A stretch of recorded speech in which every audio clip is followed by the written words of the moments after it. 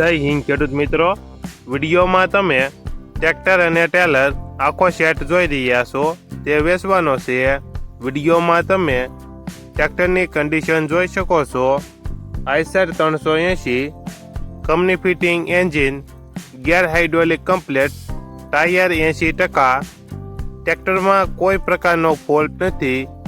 Model 2011, honour 2 સાથે તમે બાલાજી નવું ટેલર જોઈ રહ્યા છો તે પણ વેચવાનું છે। ટ્રેક્ટર અને ટેલર આખા સેટની કિંમત 4,60,000 કિંમતમાં ફેરફાર કરી આપશે।